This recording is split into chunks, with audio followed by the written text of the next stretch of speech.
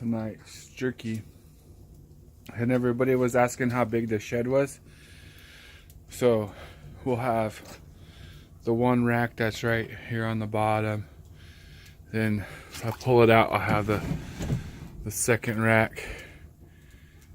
And as you can see, and these are 4 feet, to give you a good example, these are 4 feet wide.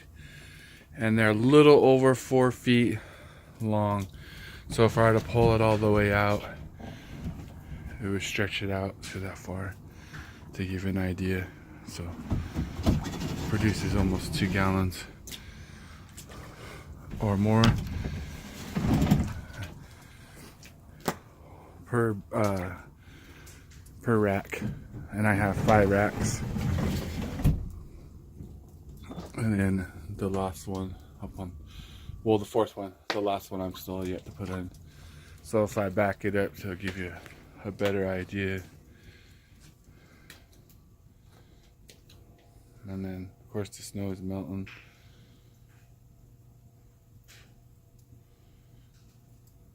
If I shut the door.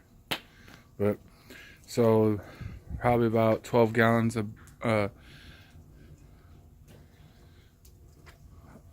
every 5 racks or so is what I come out with. The fire is with alder right now, since it's running wintertime. It's dry alder. Summertime, I'll slow it down and use wet alder, which is your green alder. Alder means the wood that bleeds. And you'll notice how I have the racks so that if the embers fall out or the pieces of wood roll out in the back, don't catch anything on fire. So the shed's approximately about 6 feet. No, take that back.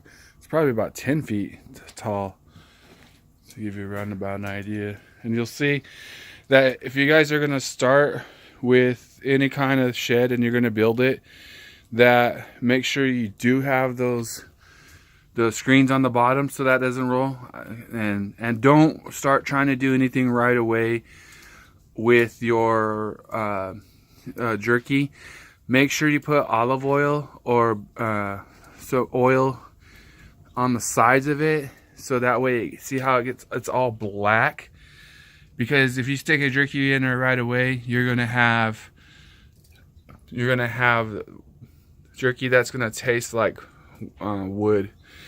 Make sure you go all out and don't use particle board. Make sure you look up to that what kind of the slabs you're using on the sides. Make sure that it's 3/4 inch. Get the good stuff. Invest in everything that's good. Even if you make half of the shed, and make sure that you do probably about a good day's worth of smoke, because you don't want it tasting like that plywood, and that's how it will turn out. Make sure that you flip the jerky too when you have it on. So when I have it like this, when I press down, my fire burns from the back to the front, and so the back gets done a little bit faster. And you don't want to cook it like steaks, so your fire is going to be very mild. The temperature is going to be fairly low, and you're going to use the alder smoke to get it. And you can see the smoke's just ripping through here already. So the smoke's what dries it out, and then it enhances the flavor too. So you don't even have to marinate it or anything.